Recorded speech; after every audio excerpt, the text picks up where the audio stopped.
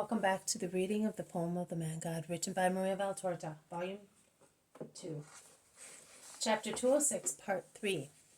The Parable of the 10 Virgins and the Parable of the Royal Wedding. Jesus continues with the parable.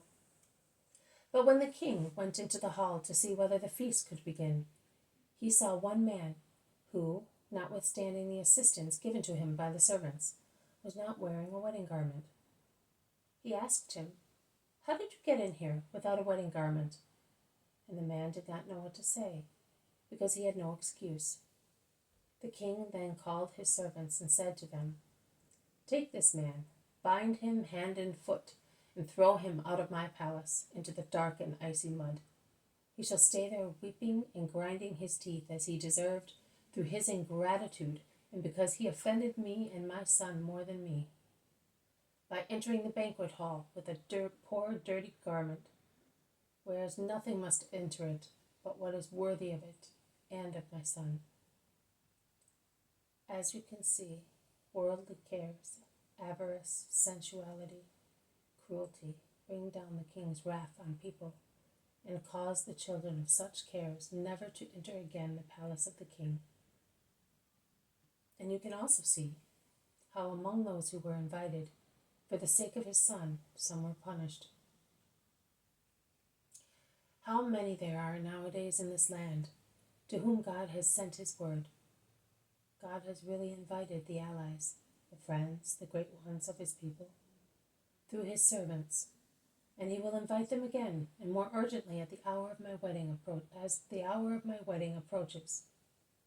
But they will not accept the invitation, because they are false allies, false friends, and they are great only by name, because they are base. Jesus' voice is rising louder and louder, and his eyes are flashing like two gems in the light of the fire lit between him and his audience, to give light in the moonless night.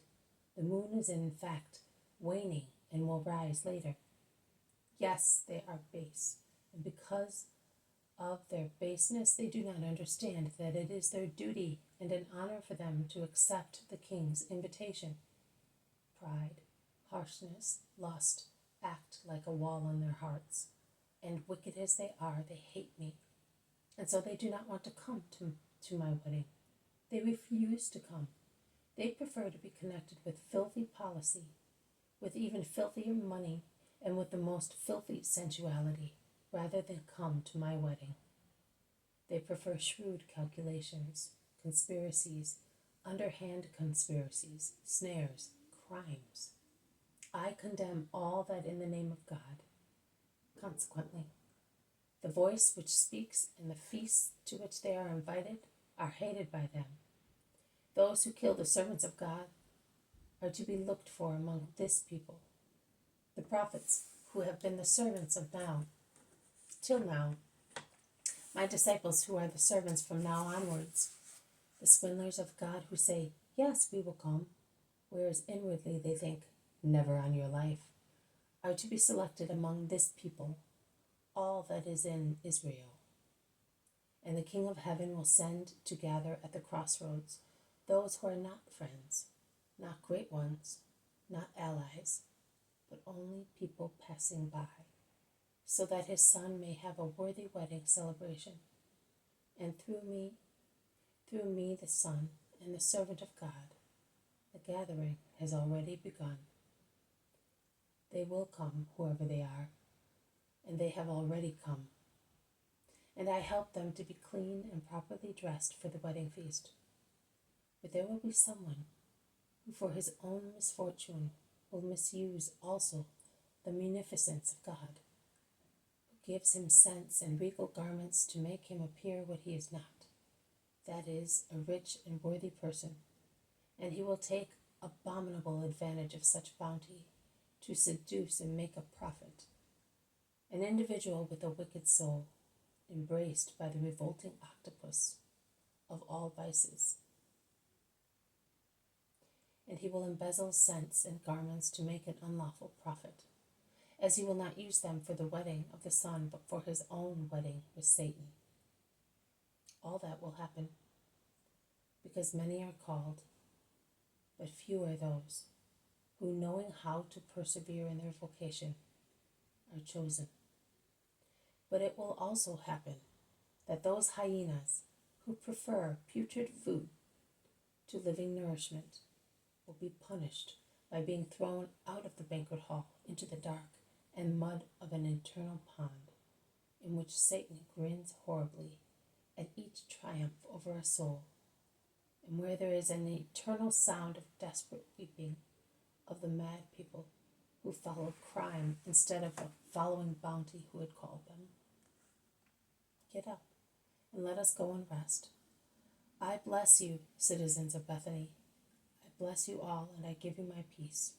And I particularly bless you, Lazarus, my friend, and you, Martha. I bless my old and new disciples, whom I will be sending into the world to invite people to the wedding of the King. Kneel down, that I may bless you all.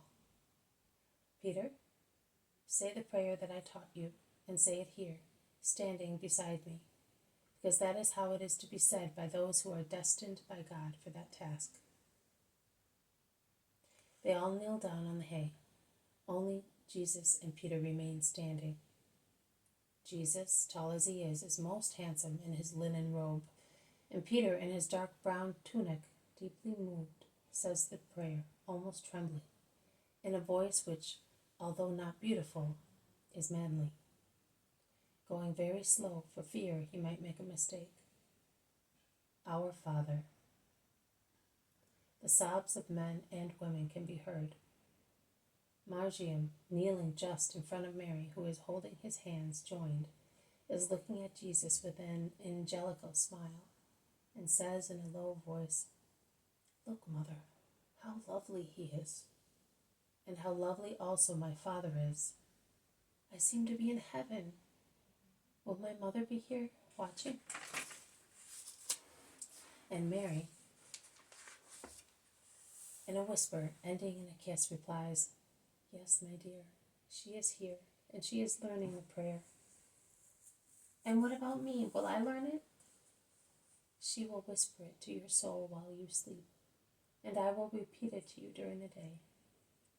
The boy bends back his little dark-haired head, resting it on Mary's breast, and remains thus, while Jesus blesses with the solemn Mosaic blessing. Then they all get up and go to their homes. Only Lazarus follows Jesus, entering Simon's house with him to remain a little longer together. All the others come in as well. The Iscariot places himself in a semi-dark corner and looks mortified. He dare not go near Jesus with the others. Lazarus congratulates Jesus. He says, "Oh, I am sorry to see you go away, but I am happier than I would have been had I seen you go away the day before yesterday." "Why, Lazarus?" "Because you looked so tired and sad. You did not speak, and you hardly ever smiled. Yesterday and today you have become once again my kind, holy master, and that makes me so happy." "I was so, even if I was quiet." "You were, but you are serene. You are serenity and word. That is what we want from you.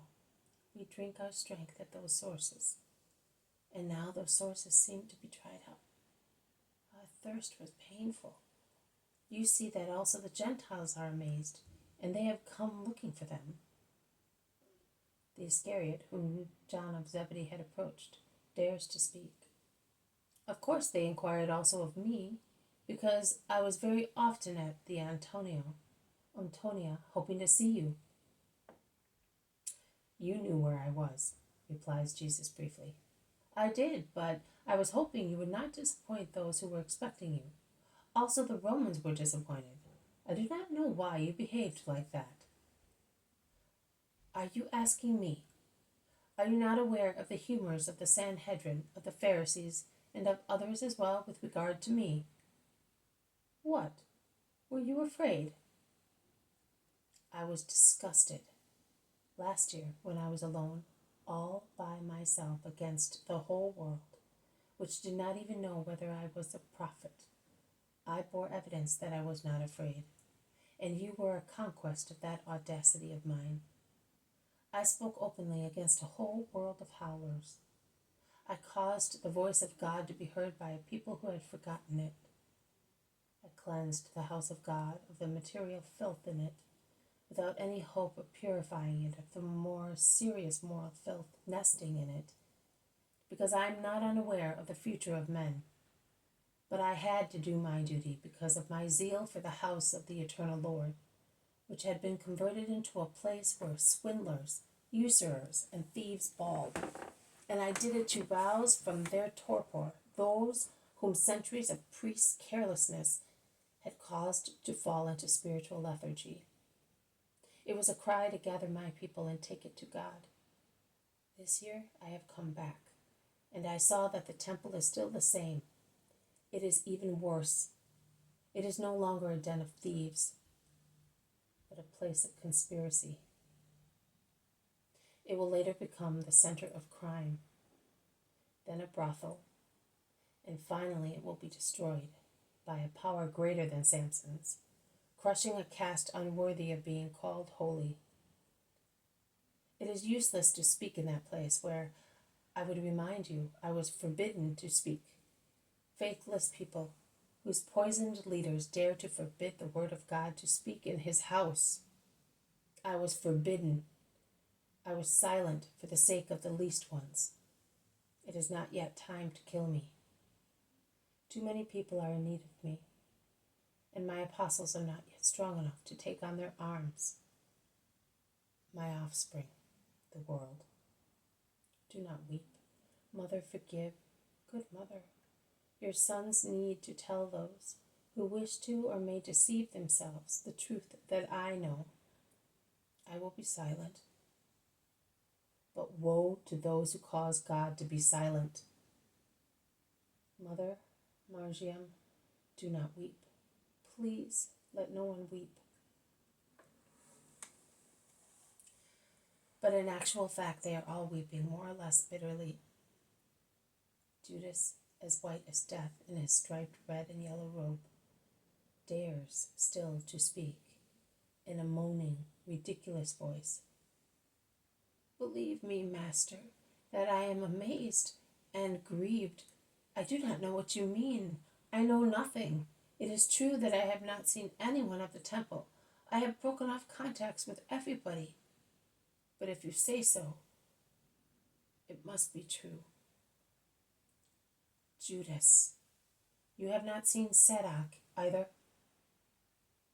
Judas bends his head, grumbling. He is a friend. I met him as such, not as one of the temple. Jesus does not reply to him. He turns to Isaac and John of Endor, whom he gives more advice concerning their work. Meanwhile, the women comfort Mary, who is weeping, and the boy who is weeping, seeing Mary weep. Also Lazarus and the apostles are sad. But Jesus comes towards them. He is smiling kindly once again, and while embracing his mother and caressing the child, he says, "And now I will say goodbye to you who are staying, because we are leaving tomorrow at dawn. Goodbye, Lazarus. Goodbye, Maximinus. Joseph, I thank you for your kindness to my mother and the women disciples while waiting for me. Thank you for everything. Lazarus, bless once again Martha in my name. I will come back soon. Come, Mother, to rest. And you too, Mary and Salome, if you wish to come." "Of course we are coming," say the two Marys. "Well, to bed. Peace to everybody. God be with you." He makes a gesture of blessing and goes out, holding the boy by the hand and embracing his mother. The stay in Bethany is over. This has been a reading from the poem of the Mad God, written by Maria Valtorta, Volume 2, Chapter 206, Part 3, The Parable of the 10 Virgins and the Parable of the Royal Wedding. Thank you for listening. I will see you tomorrow. May God bless you, and may peace be with you.